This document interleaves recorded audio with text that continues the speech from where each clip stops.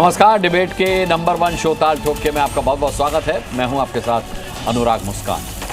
कांवड़ यात्रा शुरू होने में अभी 9 दिन बाकी हैं, लेकिन उत्तर प्रदेश में इस मुद्दे पर बयानबाजी का तूफान पहले ही छाने लगा है। समाजवादी पार्टी के पूर्व सांसद एसटी हसन ने ऐसा आरोप लगाया है, ऐसा बयान दिया है जो सनातनी भावना को चुनौती देने वाला हो सकता है। डॉक्टर हसन ने कांवड़ यात्रा के रूट पर धर्म और पहचान पूछने के फैसले को आतंकवाद जैसा करार दिया है।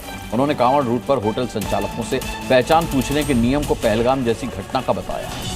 कांग्रेस और अन्य विपक्षी दलों ने भी इस मामले को तेजी से लपक लिया। कांग्रेस ने कहा कि पहचान पूछना मतलब साझा विरासत को नष्ट करने की कोशिश करना है। कांग्रेस ने आरोप लगाया कि कांवड़ यात्रा का इस्तेमाल नफरत का माहौल बनाने के लिए किया जा रहा है, जबकि बीजेपी पूरी मजबूती से कह रही है कि यह हिंदू आस्था और परंपरा से जुड़ा अहम मुद्दा है। ऐसे में सवाल है कि क्या ये बयानबाजी है या इसके पीछे तुष्टीकरण और ध्रुवीकरण की सियासत का खेल छिपा है? क्या राजनीति चमकाने के लिए सनातनी परंपराओं को निशाना बनाया जा रहा है? आखिर क्यों हर साल इस धार्मिक यात्रा को विवादों में घेरने की कोशिश की जा रही है? और सबसे बड़ा सवाल, कांवड़ यात्रा के रूट के पहचान विवाद को आतंकवाद से जोड़ने का आखिर क्या मकसद हो सकता है? आज इसी मुद्दे पर ताल ठोक कर करेंगे चर्चा, लेकिन उससे पहले एक छोटी सी रिपोर्ट देखिए। की आड़ में धार्मिक ब्लैकमेल करके ये सब हरकतें कर रहे हैं। इनमें और उन आतंकवादियों में कोई फर्क है जिन्होंने धर्म पूछ के पहलगाम के अंदर गोलियां मारी थी? ये भी एक तरह के आतंकवादी हैं और वो भी आतंकवादी हैं। पहलगाम के आतंकियों के भोजन में किसी ने थूका नहीं था। एसटी हसन जो है थूका वो भोजन करे, उनको मुबारक है। ये जो साधुओं को आतंकवादी कहता है उसके संस्कार खराब है, वो खुद ही आतंकवादी है, उसकी भी जांच होनी चाहिए। उसके आतंकवादियों से सीधे सीधे संबंध है और उसकी फंडिंग की भी जांच हो। किसने ये राइट दिया इनको कि ढाबों की चेकिंग करें?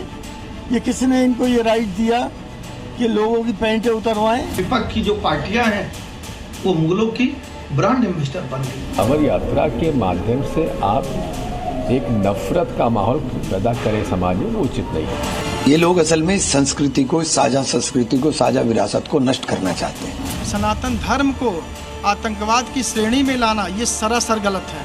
इसकी जितनी भी निंदा की जाए कम है।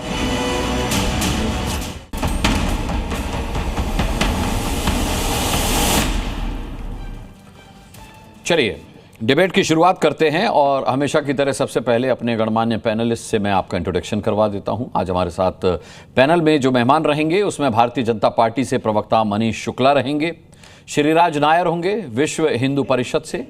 इसके अलावा हमारे साथ सैयद जव्वाद राजनीतिक विश्लेषक के तौर पर रहेंगे, रामकृपाल सिंह यहाँ सीनियर जर्नलिस्ट मेरे साथ स्टूडियो में मौजूद हैं।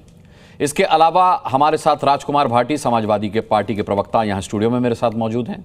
राशिद शरीफ अध्यक्ष SIMPLB से हमारे साथ जुड़ चुके हैं। धर्मगुरु आचार्य विक्रमादित्य आज डिबेट का हिस्सा होंगे और MIM से शादाब चौहान MIM के नेता हमारे साथ जुड़ चुके हैं।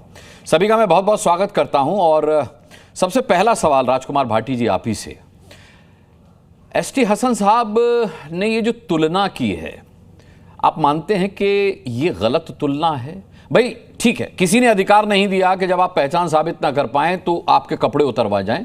मैं मानता हूं कि ये आपको अधिकार किसी ने नहीं दिया, लेकिन इसकी आतंकवाद से तुलना करना, हम जानते हैं पहलगाम में जब पैंट उतरवाई गई तो फिर गोली भी मारी गई, यहां ऐसा कुछ हुआ नहीं। किस तरीके से लेते हैं आप अपने नेता के इस बयान को? नहीं, देखिए ज़्यादा इतना कठोर शब्दों का प्रयोग तो नहीं करना चाहिए, लेकिन ये भारतीय जनता पार्टी की नीयत हमेशा रहती है कि धर्म के आधार पर एक धर्म को बढ़ावा देना, दूसरे धर्म के लोगों को डराना, धमकाना, दबाना, उनके साथ भेदभाव करना, जाति के नाम पे भी भेदभाव करना।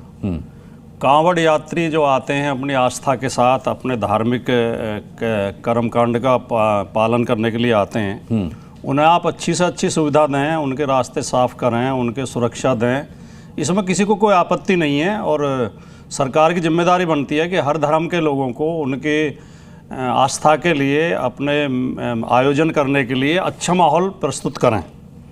लेकिन इसका नाम लेके लोगों में भेदभाव करना या बंटवारा करना, एक तरफ तो नारा देते हैं बटेंगे तो कटेंगे। मैंने खुद अपनी आँखों से देखा है और अपने आसपास के गाँव में, कस्बा दादरी पड़ता है हमारा, कि मुहर्रम पर जुलूस निकलता है और वो लोग बीच बीच में तमाशे वगैरह करते हुए चलते हैं जगह जगह, क्योंकि ये सुन्नियों के मुहर्रम अलग तरह से होता है, शियाओं का अलग तरीके से होता है। शिया तो खाली मातम मनाते हैं, सुन्नियों के वो जुलूस टाइप निकलते हैं, तो वहाँ हिंदू लोग छबील लगाते हैं, उन्हें पानी पिलाते हैं रास्ते में, और थाने के अंदर उनका आयोजन होता है हमारे दादरी में। दूसरी तरफ कांवड़ियों के लिए जगह जगह मुसलमान शिविर लगाते हुए हमने देखे हैं, सेवा करते हैं कांवड़ियों की। तो इस माहौल को और मोहब्बत को बढ़ाया जाना चाहिए, ये संस्कृति को मिलाना चाहिए, या हमें अलगाव करना चाहिए कि नाम लगाओ और तख्ती लगाओ और ये इस पर रूट पे, क्योंकि कावड़िए जाएंगे या कोई दूसरा धर्म का आदमी दिखाई नहीं देना चाहिए। जो अंडा मीट का यूज करते हैं, जो नशा करते हैं, वो इसी रूट पर दिखाई नहीं देने चाहिए।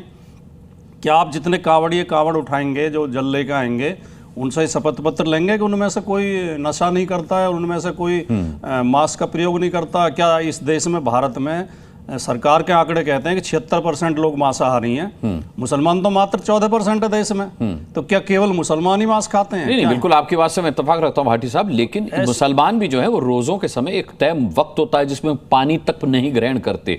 तो ये जो टाइम होता है, जो कांवड़ यात्रा का समय होता है, केवल इस समय तक के लिए बात की गई है। आप उसको उस तरीके से मत जोड़िए कि अगर कोई कांवड़ ले जाने वाला शिव भक्त मांस खाता है तो आप उसको, उससे वो अधिकारी छीन लेंगे कि वो शिव को जल भी नहीं चढ़ा सकता। मैं मानता हूं बहुत सारे हिंदू मांसाहारी। अनुराग जी, मैं आपकी बात से सहमत होते हुए मैं इतना निवेदन और कर दूं कि जब इस तरह का माहौल बनाया जाता है ना, जो उपद्रवी तत्व हैं, जो कम समझ लोग हैं और जिनके अंदर हिंदुत्व का और हिंदूवाद का भूत सवार होता है।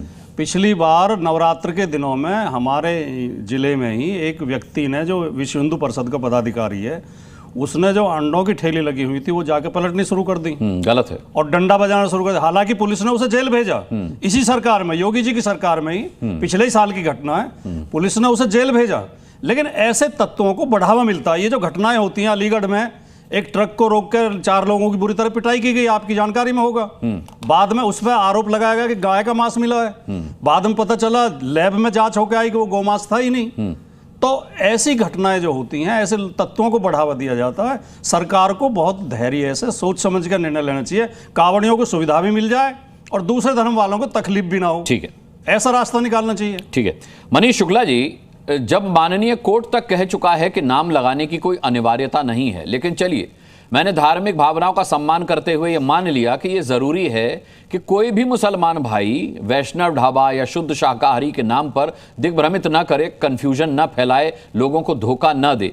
लेकिन पहचान साबित करना, पहचान पत्र मांगना, पहचान पत्र न दिखाए जाने पर यह तय करना कि पहचान क्या है, यह तो कानून का काम होना चाहिए ना। अगर आप किसी की पैंट उतरवाकर देख रहे हैं तो इसका मतलब आपको नहीं लगता कि कानून हाथ में ले रही है भीड़, या फिर हिंदूवादी संगठनों के नाम पर जो भी लोग इस काम से जा रहे हैं?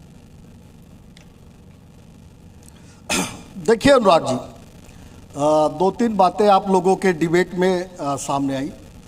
एक तो जो एचटी हसन ने बयान दिया है, निश्चित रूप से आतंकवादियों के प्रति समाजवादी पार्टी के दृष्टिकोण को, समाजवादी पार्टी ने अभी उनके प्रवक्ता ने कहा है कि इस तरीके का बयान नहीं दिया जाना चाहिए, घोर निंदनीय बयान है वो। नहीं, एचटी हसन से लेकर सभी लोग जो बोलते हैं वो अखिलेश यादव के कहने पे बोलते हैं। उसका उदाहरण है कि जब शिवम द्विवेदी, शहीद शिवम द्विवेदी के घर जाना था तो अखिलेश जी ने कहा मैं तो उनको जानता ही नहीं, मैं कैसे चला जाऊं कानपुर।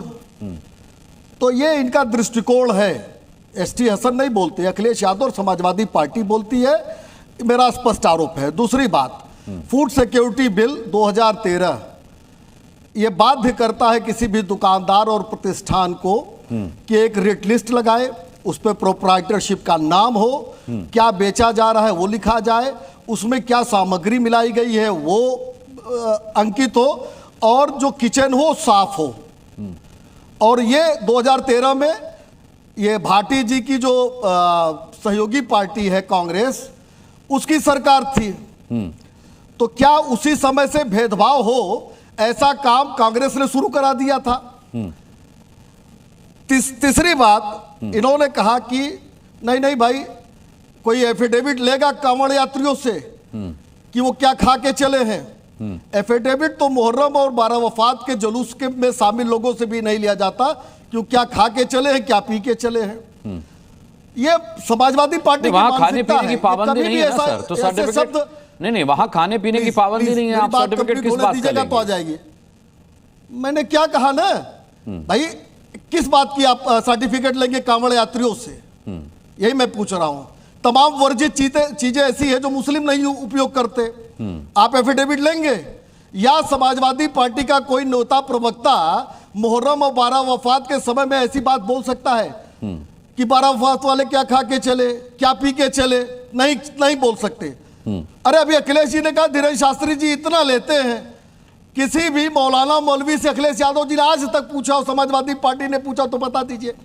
ये लोग खुलेआम जो उत्तर प्रदेश में पिछले 8 साल में काम चल रहा है विकास का, और जिस तरीके से कानून का राज स्थापित हुआ है, कांवड़ियों पर लाठी चलाने वाली समाजवादी पार्टी को यह पच नहीं रहा है कि क्यों कांवड़ियों के लिए प्रकाश की व्यवस्था की जा रही है, क्यों रास्ते ठीक किए जा रहे हैं, क्यों शिविर लगाए जा रहे हैं कि सहायता शिविर हो, क्यों टॉयलेट की व्यवस्था की जा रही है।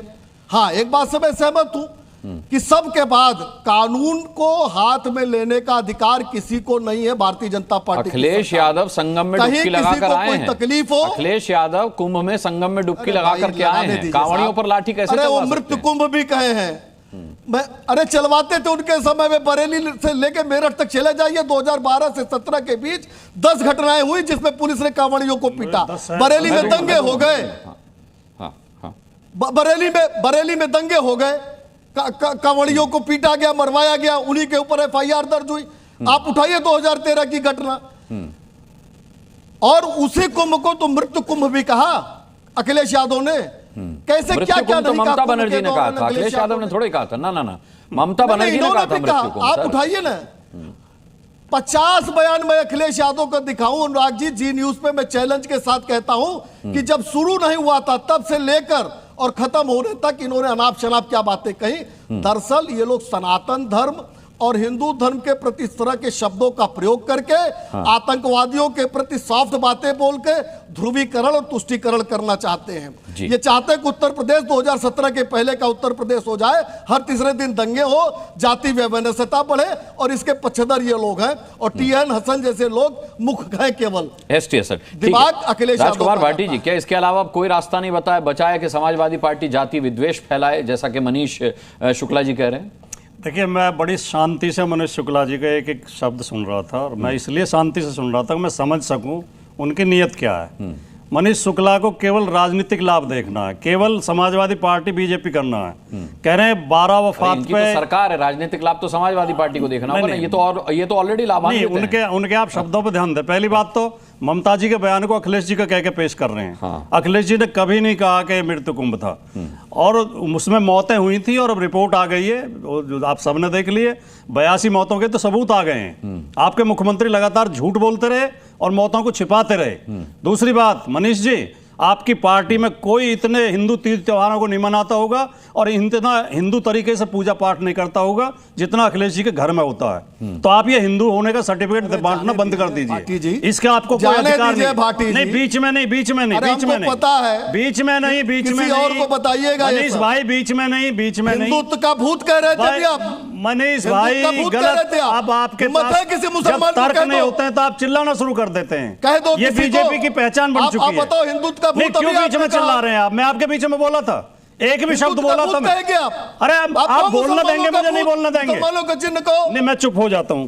जब आप मुसलमानों का चिन्ह, अनुराग जी, जब आप कहेंगे मैं तब मुसलमानों का चिन्ह, हिम्मत हो तो हिंदुत्व का भूत कह दिया। हिम्मत हो भाटी जी, कह दो। काहे का भूत कह दिया? हिंदुत्व का भूत कह दो। हिंदुत्व का, मुसलमानों का भूत नहीं कह रहा, मुसलमानों का चिन्ह मैं कह रहा हूँ कि हिंदू तीज त्योहार इनसे ज्यादा तरीके से, बड़े अच्छे तरीके से मनाते हैं। इनके ऊपर राजनीति का भूत चढ़ा हुआ है, राजनीतिक लाभ प्राप्त करने का। आप हिंदुत्व का भूत कहा पहले टर्म में? आप कह दो मुसलमानों का चिन्ह, आप कह दो 12 वफात में खाने वालों का एफिडेविट लिया जाएगा, क्या कापी क्या है? नहीं कह पाओगे, हिम्मत नहीं आपकी। हो सकता है मेरे मुंह से राजनीति के भूत की जगह हिंदुत्व का भूत निकल गया हो। मेरा मतलब राजनीति का भूत चढ़ा हुआ, केवल राजनीतिक वोट चाह रहे हैं। लेकिन अभी इन्होंने जो कहा कि कांवड़ियों के खिलाफ बोलते हो, 12 वफात पे बोल के दिखाओ। हम कांवड़ियों के खिलाफ तो एक शब्द नहीं बोल रहे, हम तो बीजेपी सरकार के खिलाफ बोल रहे हैं। हम तो बीजेपी सरकार की नीयत बता रहे हैं, बीजेपी सरकार की कमियां बता रहे हैं। एफिडेविट मांग रहे थे। हम कोई किसी धर्म के खिलाफ थोड़ी बोल रहे हैं। कह रहे थे कांवड़ी क्या खा के चले हैं। अरे आप कह रहे रहे हो कि उस कावड़ यात्रा मार्ग पर कोई मांस का सेवन करने वाला, कोई शराब की दुकान नहीं होगी, कोई अंडे की नहीं होगी, ये आप कह रहे हो, इसलिए मैं जवाब दे रहा हूं। एफिडेविट लेगा?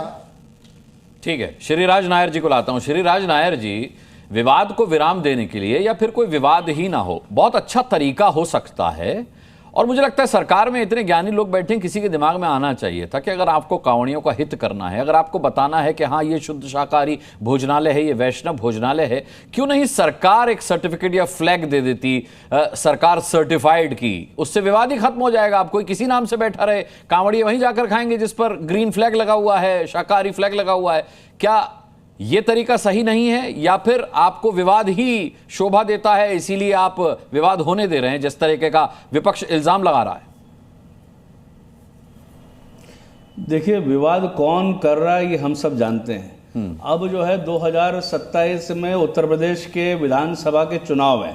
अब एसटी हसन साहब ने जो बयान दिया है वो सीधा सीधा एक ध्रुवीकरण की ओर और बढ़ता हुआ और चुनाव सेंटर के बयान है। कावड़ यात्रा में चलने वाले कावड़िए आज से नहीं, कई सदियों से, कई शताब्दियों से चल रहे हैं। मैं केवल उत्तर प्रदेश की बात नहीं कर रहा, मैं तो यहाँ मुंबई में बैठा हूं। मुंबई में हजारों की संख्या में कावड़ यात्रा में शामिल होते हैं और बड़े अच्छी तरीके से, पीसफुल तरीके से इस यात्रा का समापन होता है। अब रही बात सरकार की कि सरकार फ्लेक्स प्रदान करे या कोई चिन्ह प्रदान करे या कोई आइडेंटिफिकेशन प्रदान करे, इतने लाखों की संख्या में जब चलते हैं तो ये आप भी जानते हैं, ये एडमिनिस्ट्रेटिव तौर पर ये संभव नहीं होता। दूसरी बात, अगर ये करते भी, हमने देखा यहां तो मुंबई और मुंबई के हाईवे पर हिंदू देवी देवताओं के नाम पर विधर्मी अपने होटल चलाते हैं और लोगों को मूर्ख बनाते हैं, ये भी हमने देखा है। तो ये जो है केवल और केवल आने वाले 2027 में चुनाव को देखते हुए इस प्रकार की बयानबाजियां हो रही है, क्योंकि उत्तर प्रदेश में जिस प्रकार से हिंदू एक हो गया है, जिस प्रकार से हिंदुओं को इन्होंने जाति में बांटने का प्रयास किया, जिस प्रकार से अखिलेश यादव जी ने जिस प्रकार से रामचरित्र मानस को फड़वाया, स्वामी प्रसाद मौर्य जी को हिंदुत्व के पीछे लगा दिया, ये सारे हथकंडे जब फेल हो गए तो इस प्रकार के नए नए शगुफे लेके आ रहे हैं। उसी की एक कड़ी में एसटी हसन साहब का बयान है। एसटी हसन साहब कावड़ियों को आतंकियों के, पहलगांव में जो हादसा होता है उसको लेकर उसको और कावड़ी यात्रियों को जोड़ रहे हैं, तो ये कितने दुख की बात है। और अब एसटी हसन साहब खुद पढ़े लिखे, मुझे लगता है अपने आगे डॉक्टर लगाते हैं, कहीं थाईलैंड या नेपाल से 1.5-2 लाख की डिग्री लेके आए या सही में एमबीबीएस है या पीएचडी है, मुझे पता नहीं है। अगर है तो उनको अपने कौम, जो इतना पिछड़ा समाज है, जो ये खुद चुनाव के समय में यहाँ एमआईएम के प्रवक्ता बैठे हैं, जो समाज की इतनी खस्ता हालत है, अपने समाज को रिफॉर्म करने के लिए अपनी राजनीति करे, न कि इस प्रकार की अनर्गल बयानबाजी करे। ये बड़े दुख की बात है। इन सब ये बयानबाजियों से, धर्म को गाली देने से, रामचरितमानस को फड़वाने से या साधु संतों के बारे में अनर्गल बयानबाजी से कुछ भी नहीं होने वाला। आने वाले 2027 में पुनः पूजनीय योगी जी के नेतृत्व में भारतीय जनता पार्टी की सरकार आने वाली है। हिंदुओं को गाली देने से कुछ नहीं होने वाला। ये सब औंधे मुंह गिरेंगे, ये आप मान लीजिए। ये सारी यात्राएं अपने तरीके से चलती रहेंगी। सारे धार्मिक अनुष्ठान अपने अपने तरीके से उत्तर प्रदेश और पूरे भारतवर्ष में माननीय मोदी जी के नेतृत्व में चलते रहेंगे। ठीक है, मैं लौटूंगा श्रीराज जी आपके पास। शादाब चौहान एमआईएम से हमारे साथ हैं। शादाब चौहान कहते हैं कि मोहब्बत, जंग और राजनीति में सब जायज है, लेकिन क्या जो एसटी हसन साहब का बयान है उस तरीके की बयानबाजी भी जायज है? देखिए, एसटी हसन साहब के बयान पर तो समाजवादी के प्रवक्ता हमारे मित्र भाटी साहब जवाब दे सकते हैं, लेकिन जो उस व्यक्ति ने नफरत फैलाने का काम किया था धार्मिक चोला ओढ़ के मुजफ्फरनगर में, मैं सबसे पहले मुजफ्फरनगर पुलिस को बधाई देता हूं जिन्होंने उन गुंडों को नोटिस दिया जो चेक कर रहे थे जाकर ये किसका है ये ढाबा। और उसका असर ये हुआ कि कल लोहिया नगर मेरठ के अंदर गुंडों का झुंड आता है और एक कॉन्फेक्शनरी की शॉप पर जाकर पूछता आपका नाम क्या है। जब वो नाम बताया लड़का कि वो मुस्लिम है तो उसको मारा गया। उस पर भी पुलिस ने एफआईआर दर्ज की है। सबसे पहले उत्तर प्रदेश पुलिस बधाई की पात्र है कि कुछ फ्रिंज एलिमेंट अगर कानून को हाथ में लेकर के एक गलत नियत के साथ अगर हरकत कर रहे हैं तो उत्तर प्रदेश पुलिस उनका इलाज कर रही है, जो बधाई की पात्र है। लेकिन सवाल यह है कि कांवड़ यात्रा में किसी मुसलमान ने अभी तक कोई स्टेटमेंट दिखा दीजिए कहा हो कि भी कांवड़ यात्रियों को नहीं गुजरने देना चाहिए, उनको परेशान करना चाहिए, क्या उनको धार्मिक आस्था नहीं होनी के अनुसार पालन नहीं करने दे, किसी ने नहीं कहा। क्योंकि भारत के अंदर हर व्यक्ति को स्वतंत्रता है और उसी का सम्मान करना हमारी पहचान है। सवाल यह है कि सरकार बड़ी बड़ी बातें करती है, सरकार ने यह सुनिश्चित नहीं किया कि आमजन और कांवड़ियों दोनों की सुविधा सुरक्षा के लिए क्या कोई स्पेशल डेडिकेटेड कॉरिडोर होगा, क्या रजिस्ट्रेशन कराकर ये सुनिश्चित करेंगे। जैसे श्रावण मास, आप कॉरिडोर की बात कर रहे हैं शादाब चौहान, उनके लिए अलग रास्ता दे दिया जाता है तो उस पर विवाद होता है कि इनको अलग रास्ता क्यों दिया जाता है। आप कॉरिडोर की बात कर रहे हैं। अनुराग भाई 10 सेकंड दीजिए। श्रावण मास का महीना बेहद पवित्र महीना है और मुझे जो जानकारी है इस महीने में मांस और मदिरा दोनों को बुरा माना जाता है। तो नशा समाप्त करने के लिए, जो कि देश के लिए भी बहुत बड़ा खतरा है, देश के युवाओं के लिए खतरा है, शराब और नशे के तमाम अड्डों को खत्म किया जाएगा इस महीने में, और मांस पर जिस प्रकार से आपने पाबंदी लगाई। तीसरी चीज ये है कि कांवड़िए जो है उनका रजिस्ट्रेशन करा के चेक कराइए, क्योंकि आजकल हमारे देश के अंदर फ्रिंज एलिमेंट्स भी हैं। हमारे कांवड़ यात्री जो गुजर रहे हैं, जो श्रद्धालु एक आस्था के साथ जा रहे हैं, उनके ग्रुप में बीच में घुस करके कोई हरकत ना करे, कोई उनकी पवित्रता को खराब ना करे, इसका भी ध्यान रखने के लिए कोई पोर्टल सरकार ने जारी नहीं किया। कैमरे से मॉनिटरिंग का प्रोग्राम सरकार ने कोई जारी नहीं किया। नाम प्लेट की बात आ गई, जब सुप्रीम कोर्ट बोल चुका है, बार बार ये चीज क्यों लाना चाहते हैं आप? या तो बोल दीजिए कि उस रास्ते पर उस व्यक्ति का ढाबा खुलेगा, और हमारे पास अगर जीएसटी सर्टिफिकेट कोई लेता है तो नाम क्या रख सकते हैं क्या नहीं रख सकते वो पहले से तय होता है। सरकार ने जिस नाम को सर्टिफाइड किया है, क्योंकि नाम भी होता है, प्रोप्राइटर नेम भी उसमें मेंशन होता है और लीगल एंटिटी दोनों चीज मेंशन होती है। जब जिस चीज को सरकार स्वीकार करती है तो सरकार की वो प्रशासनिक नाकामी है। पहले से कानून है कि सबको आपको प्रोप्राइटर सर्टिफिकेट लगाना पड़ेगा, फिर अगर किसी ने नहीं लगाया तो ये किसकी जिम्मेदारी है? जो काम पुलिस को करना चाहिए, सरकार को करना चाहिए, इन गुंडों को किसने अधिकार दे दिया? इन फ्रिंज एलिमेंट्स को आपको कंट्रोल करना पड़ेगा। हमारी आपत्ति फ्रिंज एलिमेंट से है, हमारी सवाल सरकार से है कि कांवड़ियों को सुविधा मिले और आम जन को भी परेशानी ना हो। लेकिन ये कर रहे हैं हिंदू और मुसलमान। ये लड़ाई हिंदू और मुसलमान की है ही नहीं। हम मुसलमान चाहते हैं कि सब लोग अपने अपने त्योहार का पालन करें सम्मान के साथ। ठीक है, आचार्य विक्रमादित्य, आपको कितनी जायज लगती है शादाब चौहान की बात के रजिस्ट्रेशन होना चाहिए कांवड़ियों का और उन पर निगरानी भी रखी जानी चाहिए कि कांवड़ियों के भीष में कोई फ्रिंज एलिमेंट, कोई उत्पाती तत्व, कोई उपद्रवी तत्व आकर के इस तरीके का उपद्रव ना करे जिससे दूसरे धर्म के लोग बदनाम हो या फिर खुद कांवड़िए बदनाम हो? कुंभ का मेला हो या कांवड़ यात्रा हो, ये सब संभव नहीं होता है। ये जो कांग्रेगेशन होता है पूरे कहां से लोग आचार्य विक्रमादित्य से सवाल है। श्रीराज जी, मैं आता हूं आपके पास। श्रीराज जी, मैं आता हूं। आचार्य विक्रमादित्य, आपसे सवाल। देखिए, आज सुबह ओवैसी साहब का कमेंट आया और बड़े भड़के हुए थे और उन्होंने जिस प्रकार से भड़क के अनेक एलिगेशंस लगा रहे थे, ये कौन अधिकार करता है, कैसे करता है। सबसे पहले तो ये समझे गलती पहले कहां हो रही है, रिपोर्ट पहले कहां से आई, किसने क्यूआर कोड स्कैन किया, और जब क्यूआर कोड स्कैन करने के बाद वहां जाके खाना खा रहा था, देखा गया, ये सब सारे को हर एक को पता है ना। गलती कहां से, पहली गलती कहां से आरंभ हो रही है? और उसके बाद पता चला कि दुकान पे पंडित जी का ढाबा लिखा हुआ है, नाम किसी मौलाना साहब का आ रहा है, तो एक तो चोरी, फिर सीना चोरी, और उसके बाद यहां पर समाजवादी और एआईएम तमाम राजनीतिक दल अपनी रोटियां सेकने आ गए कि भाई ये नहीं कर सकते। अरे भाई, किसी का धर्म भ्रष्ट हो रहा है, किसी की यात्रा व्रत समाप्त हो रहा है, और उसके बाद वो बवाल होगा, और उसके बाद यहां आ जाते हैं सब रोटी सेकने के लिए। लेकिन जो मूल गलती कर रहा है, जो सबसे पहले चोरी कर रहा है, उस पर कोई नहीं कह रहे। पहलगाम में आतंकवादियों ने पैंट उतारकर हिंदुओं की जानकर कि हिंदू है या मुसलमान है, सुन्नत हुई है कि नहीं हुई, आतंकवादी थे आचार्य विक्रमादित्य, और हसन साहब आतंकवादी थे, लेकिन जिन्होंने ये काम हिंदू संगठन होकर किया है वो आतंकवादी नहीं है। मुसलमानों ने क्या बोला? बैरिस्टर ओवैसी साहब ने क्या बोला? उन गुंडों का किसी ने समर्थन किया होगा? मुझे बता दीजिए, एक वीडियो दिखा दीजिए। अरे ओवैसी साहब कर रहे हैं भाई साहब, ओवैसी साहब जो कह रहे हैं चोरी और सीना चोरी तो कर रहे हैं, जो आदमी कर रहे हैं गलती, उनको तो गलती मानो। जो गलती नहीं मान रहे, पहले तो ये बात मानो कि ये रिपोर्ट, या तो कह दो रिपोर्ट गलत है कि पंडित जी के ढाबे के ऊपर क्यूआर कोड किसी मुसलमान का था, ये हुआ कि नहीं हुआ? हुआ है ना, ये पहले सबसे पहले तो इस बात को एक्सेप्ट करें। अरे हुआ है ये बात ना, ये बात हुई है, आतंकवादी घटना घटी है और उसके बाद हिंदू आतंकवादी घटना को सबने यहाँ किया वसंत साहब है, हिंदू आतंकवादी बना दिया। अरे कौन आतंकवादी है भाई? आतंकवादी कौन है? आप भूख के खाने के लिए बात कर रहे हैं, आप हज यात्रा में जाते हैं। आप बताइए, एक बार सुनिए, बीच में ना बोलिए, बीच में ना बोले।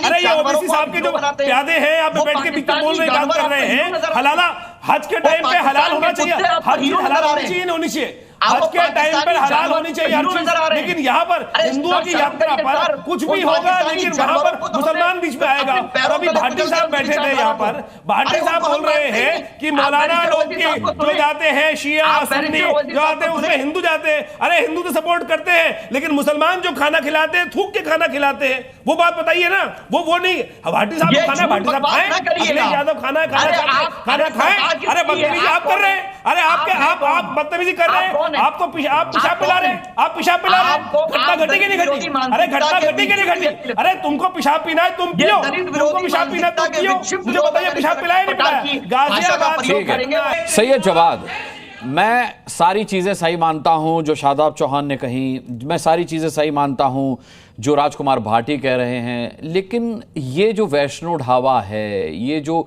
वैष्णो ढाबा शुद्ध शाकाहारी ढाबा और मालिक है आदिल, आप इसको सही मानते हैं क्या? ये किस मंतव्य से किया गया होगा? इसके पीछे क्या मंशा होगी? अगर कांवड़ रोड पर शुद्ध शाकाहारी पंडित जी और वैष्णो ढाबा के नाम से मुसलमान ढाबा खोल रहे हैं, तो इसके पीछे क्या मंशा है?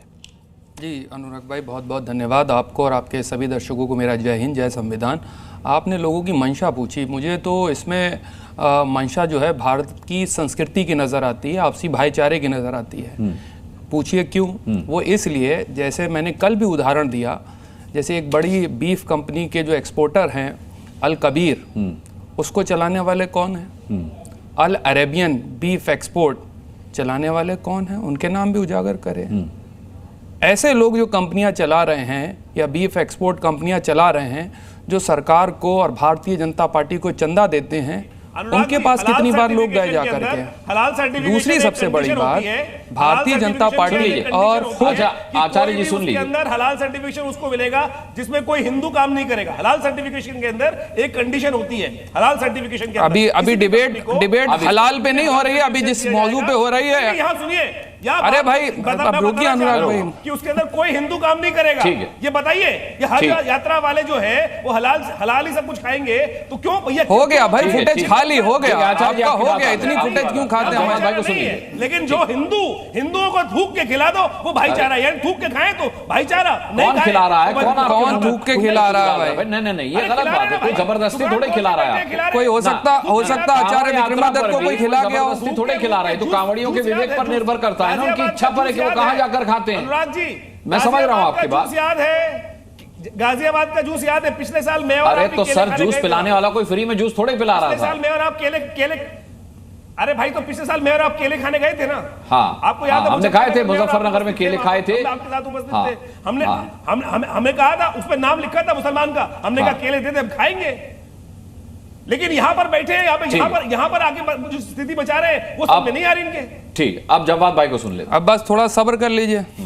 केले अगर आपने खा लिए हो और जूस पी लिया हो तो आगे भी बढ़ जाते हैं भाई। मैं सिंपल दो बातें कर, अरे रुक तो जाइए भाई, कौन सा ठीक है। अब देखिए आचार्य जी, मैं निवेदन कर रहा हूं, भाई साहब भाईचारे के नाम पे हिंदू ही कट रहा है। अरे नहीं, ऐसा कुछ नहीं है, आप सुन लीजिए। अब जवाब भाई, मैं तो आपसे कह रहा हूं आचार्य विक्रमादित्य जी, और ये जो यशवीर नाम का व्यक्ति है जिसने ये पूरी घटना को अंजाम दिया है, वो तो कई बार चैनलों पे आ भी चुका है, जिसने ये पूरी घटना को अंजाम दिया, उसके खिलाफ क्या कार्रवाई हो रही है उसको भी देखना चाहिए। मैं बार बार इसलिए कह रहा हूं कि आप जो हैं, जो ऑलरेडी हमारे हिंदू समाज के लोग हैं, जो हमारे बड़े बड़े लीडरान हैं, गोली मार दी किसी ने। अरे भाई ये रुकेंगे नहीं कहीं पर, जाने दीजिए भाई। जो आतंकवादी गोली मार रहे थे पैंट उतार के, उसी पर डिबेट कर रहे हैं हम आचार्य जी, हम उसी पर आ रहे हैं। मैं इसीलिए कह रहा हूं, देखिए क्या है, एक तरफ तो ये चलाते हैं घर वापसी, पूरा इन्होंने एक प्लान बना रखा है कि घर वापसी चलाएंगे। दूसरी तरफ जो बड़े बड़े लीडरान हैं, जैसे अखिलेश यादव साहब हैं या मुलायम सिंह हमारे थे, उनको ये मुल्ला मुलायम कहते थे। उसके बाद ममता बनर्जी को भी ये मुसलमान बनाए दे रहे हैं, अखिलेश यादव को भी ये मुसलमान बनाए दे रहे हैं। आप अगर इस तरीके की मानसिकता चलाएंगे, और ये मानसिकता आज की नहीं है अनुराग भाई, ये मानसिकता को हमें समझने की जरूरत हो गई जब एक चुने हुए मुख्यमंत्री को उसका आवास खाली करवाने के बाद गंगा जल से धुलवाया गया। ये मानसिकता अब यहाँ मुसलमानों तक नहीं रह गई, ये दलितों पर भी आई है। नहीं नहीं, मेहनत है, वो जहां भी जाएंगे ये राजनीति, ये इल्जाम अरे क्यों नहीं? अच्छा, हम भी हिंदू जब किसी नए घर में जाता है तो पूजा पाठ कराता है, उसमें दिक्कत क्या है? नहीं तो मतलब वहां पे वो हिंदू समाज को रिप्रेजेंट नहीं करते हैं, यानी समाजवादी पार्टी के अखिलेश यादव साहब जो हैं वो हिंदू समाज को रिप्रेजेंट नहीं करते। नहीं कहा, ये तो मानते नहीं। देखिए गलत है, वो गलत। अब मैं आपको, मैं उसको, मैंने कल भी आपसे कहा और आज भी कह रहा हूं, जब तक सोसाइटी के अंदर जस्टिस नहीं होगा, इंसाफ नहीं होगा, इसी तरीके की घटनाएं हिंदू और मुसलमान के विवाद को भारतीय जनता पार्टी के लोग जन्म देते रहेंगे। और ये आग जो है सिर्फ मुसलमान समुदाय तक नहीं रह गई, ये दलितों के ऊपर भी चली गई, ये ओबीसी समाज के ऊपर भी चली गई है। क्योंकि अगर आप एनसीआरबी का डेटा उठा करके देखेंगे तो उत्तर प्रदेश दलित अपराध में नंबर 1 पर है। महिला अपराध में भी देख लीजिए कहां पर उत्तर प्रदेश डबल इंजन की सरकार है। और मुसलमानों के ऊपर जो लिंचिंग हो रही है, जो उनको जगह जगह टारगेट करा जा रहा है, पूरे विश्व में भारत की छवि जो है इन लोगों से खराब होती है। हम भारतीयों को सतर्क रहने की ऐसे लोगों को जरूरत। और तो और अब तो ओबीसी समाज के लोग भी भारतीय जनता पार्टी के जो कट्टरवाद की आइडियोलॉजी है उससे सुरक्षित नहीं है। मैंने 3 उदाहरण दिए। आरक्षण के मुद्दे को ले लीजिए आप, भारतीय जनता पार्टी आरक्षण को खत्म करने के ऊपर लगी हुई है। दलितों के आरक्षण को और ओबीसी के आरक्षण को खत्म करने की कसम अगर किसी ने खा रखी है तो भारतीय जनता पार्टी की और संघ के विचारधाराओं के लोगों ने खा रखी है। मुसलमान तो सिर्फ बहाना है, असली निशाना दलित और ओबीसी के ऊपर लगा हुआ है, यह समझने के। क्योंकि आपको पता है 2024 में नहीं बिल्कुल है, साइमल्टेनियसली आप देखेंगे कि आप अपराध देखिए दोनों के ऊपर बराबर हो रहे हैं, लेकिन छुपाया क्या जा रहा है कि मुसलमानों को कटघरे में खड़ा करो, उनके कंधे पे बंदूक रखो और राजनीतिक तौर पे जो फायर करो वो दलित और ओबीसी पे। और कौन है, उन्होंने क्या बयान दिया? अरे एसटी हसन ने जो बयान दिया वो तो यहाँ पे राजकुमार भाटी जी, मैं इसलिए बता रहा हूँ 2024 के परिणाम के बाद भारतीय जनता पार्टी में खलबली मची हुई है। जो दलित, जो ओबीसी, जो माइनॉरिटी एकजुट हो करके भाषण देने के लिए आपने बुला रखा है। सैयद जवाद को, सैयद जवाद से पूछिए कि अपनी विरासत में कुरैशी में करते हैं सिया सुन्नी में क्या अंतर, ये बताएंगे क्या? क्या सिया सुन्नी का जो मोहर्रम अलग होता है क्या होता है, ये बताएंगे क्या? भारतीय जनता पार्टी ये इनको राजनीतिक भाषण देने के लिए आपने बुलाया है? ठीक है, कि जो अनुराग जी, हिंदुत्व इनको राजनीतिक भाषण देने के लिए बुलाया आपने, उत्तर प्रदेश में घोलने की कोशिश। ये एक बार भी सैयद उसी मुद्दे पर है। मैं अनुराग जी मेरी आपत्ति है, एचटी हसन के बयान पे व्यक्ति नहीं बोल रहा है, ऊपर राजनीति कर ये केवल राजनीतिक भाषण दे रहा है। ठीक है, मनीष शुक्ला जी, सैयद जवाद मुद्दे से नहीं भटके हैं बल्कि उसका लार्जर पर्सपेक्टिव बता रहे हैं। अनुराग जी से पूछिए। हाँ, अरे आप सवालों के जवाब तो दीजिए। अच्छा, ये गलत बात है, ये आदमी बताए, ये बताए ये आदमी लगातार केवल और केवल हिंदुओं की जातियों का विश्लेषण कर रहा है। इनसे पूछे सैयद से कि ये सिया सुन्नी की मस्जिद अलग क्यों होती है, क्यों ये मुहर्रम अलग अलग होते हैं, ये सैयद हैं कुरैशी में अपनी बहन बेटी की शादी करते हैं क्या, ये बताएं। आज मुसलमान की जातियों के बारे में विश्लेषण करें, नहीं करेंगे। आपने डिबेट एसटी हसन के बयान पर बुलाई थी, आपने एसटी हसन के बयान पर बुलाई थी, ये बोल नहीं रहा उस पे, क्यों नहीं बोलेंगे? एक बार भी नहीं करा एसटी हसन आप बताइए, पासमानदा मुसलमानों की जो लिंचिंग हुई है और पासमानदा का जो कार्ड खेला आपने, उत्तर प्रदेश में भारत में सबसे ज्यादा लिंचिंग पासमानदा मुसलमानों की हुई है। करते हो सबसे ज्यादा लिंचिंग पासमानदा मुसलमानों की हुई है। पासमानदा सबसे ज्यादा लिंचिंग और सबसे ज्यादा अगर घटनाएं हुई है तो पासमानदा मुसलमानों के साथ हुई। सबसे ज्यादा उत्पीड़न अगर हुआ है तो दलित समाज के साथ हुआ है। और पॉलिटिकल इग्नोरेंस अगर किसी के साथ हो रहा है तो आज ओबीसी समाज के साथ हो रहा है। अरे वाह वाह वाह, जाति बता के पोर्टफोलियो आप बांटेंगे, माननीय प्रधानमंत्री जी जाति अपनी बताएंगे। सवाल जो है वो सैयद जवाद से पूछेगा करके। अरे आप ये बताइए जाति जनगणना का समर्थन कर रहे नहीं कर रहे? पार्टी का एजेंट आपने बैठाया। अरे आप काहे के एजेंट है? आपने ठेकेदारी ले रखी है धर्म की, बैठाया आपने। आप कौन से समाज के एजेंट है? ये बात में व्यक्तिगत मत करिए मनीष, नहीं ये इनसे कहिए व्यक्तिगत मत हो। ये एजेंट तो आपके पास जवाब नहीं है तो भाग रहे हैं, समाजवादी पार्टी चंदा लेना है। ठीक है, चंदा लेना है ना बीफ एक्सपोर्ट कंपनियों से।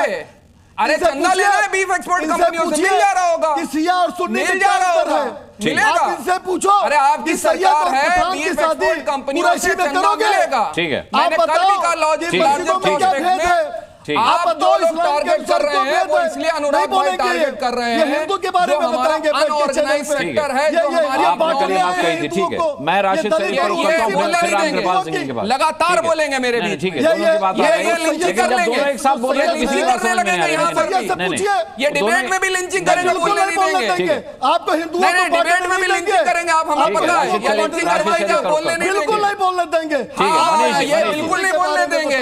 ये है भारतीय जनता पार्टी के लोगों का चेहरा, पहचाने ऐसे लोगों को, ये बोलने नहीं देंगे, आवाज बंद करेंगे, बंद कराएंगे। वो कह रहे हैं गलत करेंगे, नहीं, अरे आपके सामने कहा ना इन्होंने नहीं बोलने देंगे, क्या करेंगे, क्या करेंगे, लिंचिंग करवाएंगे, अब मैं नहीं बोलने करवा देंगे, गुंडों को भेजेंगे। ठीक है, राशिद शरीफ, जवाब भाई, जवाब मैं आता हूँ। राशिद शरीफ, क्या एसटी हसन साहब ने सही कहा कि जिन हिंदूवादी संगठन के लोगों ने पेंट उतरवा करके पहचान चेक करने की कोशिश की, उनकी तुलना उन्होंने आतंकवादियों से की है? क्या आप मानते हैं कि एसटी हसन ने सही बयान दिया है? सर, मैं तो एक ही बात बोलूंगा कि कांवड़ी यात्रा जो है, इससे ऐसा इसमें मुसलमानों को घसीटे नहीं प्लीज, क्योंकि अभी सुन रहा था कि हमारे बीजेपी के हमारे साथी शिया सुन्नी उस पर सदका मत हो सर। आप अपनी कांवड़ी यात्रा निकालिए, हम आपके साथ हैं, आपके खुशियों में साथ हैं। नहीं राशिद भाई, लेकिन बीच में वैष्णव ढाबा आता है जो कोई मुसलमान चलाता है, फ्लैग लगाने की बात नहीं सर, नहीं सर, ये सब गलत। आप थूक के खाना खिला रहे, इतनी ज्यादा पब्लिसिटी कर रहे कि इतना बड़ा आप मुसलमानों के कारोबार पर नुकसान पहुंचा रहे, इसका अंदाजा आप लोगों को नहीं है, इसका अंदाजा बिल्कुल आप लोगों को नहीं है। नहीं सर, एक आदमी अगर कोई पागल अगर ये करता है तो आप लाखों लोगों के कारोबार पे असर डाल रहे हैं आप लोग। आपके चैनल के हिसाब से जितने भी बैठे हुए यहाँ पे ये लोग सिर्फ एक ही नफरत, हिंदू को मार दे रहे, हिंदू को कत्ल कर दे रहे। तो क्या करी तुम्हारी हुकूमत? सेंट्रल गवर्नमेंट क्या कर रही, स्टेट गवर्नमेंट क्या है? तुम्हारी हुकूमतें बार बार मुसलमानों को शरीक करना गलत है। आप अपने निकालिए, कांवड़ी यात्रा निकालिए, मुसलमान आपके साथ है। आप बता रहे कि हरा झंडा लगाओ, भगवा झंडा लगाओ, क्या बात है? भगवा झंडा नहीं बोला मैंने, ग्रीन फ्लैग बोला मैंने, वेजिटेरियन के लिए जो इस्तेमाल होता है। सुनिए अरे सर, आप उस हरे और भगवा के चक्कर में मत पड़िए। मैंने खाली ग्रीन फ्लैग बोला है जो वेजिटेरियन के लिए होता है, जो वेज फूड को इंडिकेट करता है। होते कौन एडवाइस देने वाले सर? नहीं, मैं क्यों नहीं होता सर, मैं इस देश का नागरिक हूँ, मैं इस देश का नागरिक हूँ, और जिस हैसियत से आपको बुलाया एडवाइस देने के लिए वो हक मैं भी रखता हूँ। आपका काम एंकर है, आप नहीं, मैं एंकरिंग बखूबी जानता हूँ राशिद भाई, एंकरिंग में बखूबी जानता हूँ। आपको मिर्ची क्यों लग रही है? आपको मिर्ची क्यों लग रही है? अगर मैं कांवड़ियों के हक में ये कह रहा हूँ कि अगर सरकार ये तय कर दे कि इन ढाबों पर शुद्ध वैष्णव भोजन मिलता है और इसका सर्टिफिकेट दे दिया जाए जैसे आपको हलाल सर्टिफिकेट मिलता है, तो क्या दिक्कत है? ना, ये गलत बात है, ये गलत बात है। आपके एंकरिंग को सुनिए सर, आप सुनिए, मैं आपके एंकरिंग को पसंद करता हूँ, आपको पसंद करता हूँ, बल्कि टीवी पे बैठता हूँ आपके शो में। इस तरीके से बार थूक के खिला रहे। मैंने नहीं कहा थूक के खिला रहे, वीडियोज आते हैं सर, वीडियोज आते हैं, थूक के खिलाने वाले वीडियोज आते हैं। वो वीडियोज हम नहीं बनाते, वो पकड़े जाते हैं लोग और वो स्वीकार करते हैं कि उन्होंने गलत काम किया है। इससे पहले के भी डिबेटों में सुना, इससे पहले के डिबेट मतलब हमारे पास कोई वीडियो आए कि कोई मुसलमान थूक के खिला रहा है, पेशाब करके खिला रहा है, तो हम दिखाएं ना, मतलब हम दिखाएं ना, जागरूक ना करें लोगों को, गलती ना बताएं, मतलब अभी कह रहे चलने दें जैसा चल रहा है। हर दुकान में छिनक के खिला रहे, वो भी बताइए सर। सब खबरें दिखाई जाती है राशिद शरीफ, आपने सिर्फ अपने मतलब की बात पकड़ी है। चलो ठीक है, मैं आता हूँ रामकृपाल सिंह। ठीक है, आज आप बहुत गुस्से में, इतने गुस्से में राशिद शरीफ रहते नहीं है। रामकृपाल जी, क्या मैंने कोई गलत बयानी की है? क्या जिस तरीके से राशिद शरीफ कह रहे कि सिर्फ मुसलमानों को ही टारगेट किया जाता है, मुझे जरा अपने आकलन से बताइए कि अगर एसटी हसन साहब आतंकवाद, पहलगाम के आतंकवादियों से हिंदूवादियों की तुलना करते हैं, तो क्या ये सही है? क्या इसमें मुसलमान टारगेट हो रहा है या वो हिंदुओं को, सनातन को टारगेट कर रहे हैं? मतलब जब मुसलमान टारगेट होता है तब भी मुसलमान टारगेट होता है, और जब मुसलमान सनातन को टारगेट करता है तब भी मुसलमान टारगेट होता है, ये कैसे हो सकता है? अनुराग जी, जब से हम पैदा हुए 70 साल से ऊपर हो रहे हैं, जब से होश संभाला है तब से हम देख रहे हैं, ये चाहे कांवड़ यात्रा हो, हिंदू तीज त्योहार और मुसलमानों में जो भी उनके होते हैं अपने, जैसे मुहर्रम है, ईद है, इस देश की जनता हमेशा मनाती रही है। और आज भी मना रही है। लेकिन कभी कभी ऐसा होता है, मैं एक छोटा सा उदाहरण आपको दे रहा हूँ। 1990 में मैं लखनऊ में ही संपादक था और अयोध्या यानी फैजाबाद जिले का ही मैं रहने वाला था। 1990 में एक ऐसा मौका आ गया था जब लाश के पीछे, सरयू में लाश ले जाई जा रही है, उसके पीछे राम नाम सत्य है कहने वालों को पुलिस चुप करा देती थी कि यहाँ नहीं बोलना। मैंने वो दौर भी देखा है, लेकिन सवाल इस बात का है कि वो दौर एक एक्सेप्शन था। मुलायम सिंह ने नहीं कहा था तुम ऐसा करो, लेकिन जो माहौल उस समय का बन गया था वो भी झेलना पड़ा लोगों को। और पता है आपको, हमारे हिंदू आस्थाओं में जानते होंगे कि जाड़ों में एक सरयू में स्नान होता है जिसमें मान्यता है कि जो 7 साल लगातार स्नान कर लेगा या कर लेगी वो स्वर्ग चला जाएगा। ऐसे बहुत सारे लोग करते हैं, लेकिन 90 में वहाँ इस तरह से कॉर्नर कर दिया गया था कि कोई बहुत सारे लोगों का छूट गया वो। तो मैं ये कह रहा हूँ कि वो, मैं आज भी मानता हूँ कि वो अपवाद था, लेकिन जब इस तरह की कोई फॉल्ट लाइन समाज में, देखिए हिंदू भी हैं, मुसलमान भी हैं। मैं फिर बात कहता हूं कि इस देश में 3 लोग हैं, हिंदू है, मुसलमान है और इंसान है। निदा फाजली ने बहुत अच्छा लिखा था, हिंदू भी मजे में है, मुसलमान भी मजे में, इंसान परेशान यहाँ भी है वहाँ भी। मेजॉरिटी यहाँ इंसानों की रहती है, वो कभी भी इस तरह की चीजें नहीं करते हैं।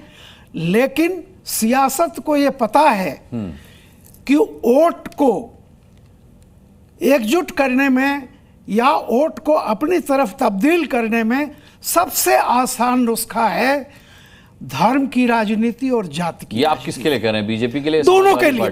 मैं देखिए समाज के यथार्थ बता रहा हूं, लेकिन होता क्या है, इस वक्त आरोप बीजेपी पर है सर, मुस्लिम करने का। मैं हमेशा एक बात कहता हूं, देखिए समाज में जो ध्रुवीकरण होते हैं उसमें सबसे ऊपर आती है भाषा, नंबर 2 पे आता है धर्म, नंबर 3 पे आती है क्षेत्रीयता, नंबर 4 पे आती है जातीयता। तो ये क्रम होता है और सबसे आसान ये है कि आप डिवाइड कर दो। और देखिए होता क्या है कि अब जैसे अचानक आप देखने लगे, कौन कर रहा है डिवाइड आपके हिसाब से? दोनों, वो सारे पार्टियां करती हैं। इसमें क्या होता है कि जैसे यही है, अब एक जैसा उन्होंने कहा, मैं मानता हूं इस बात को, लेकिन पहचान, अब जब से डिजिटल मीडिया में जो चीजें आती हैं तो निश्चित तौर पर उसका एक रिएक्शन होगा।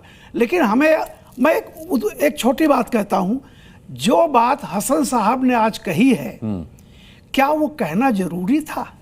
क्या वो सामान्य घटना है या अपवाद था?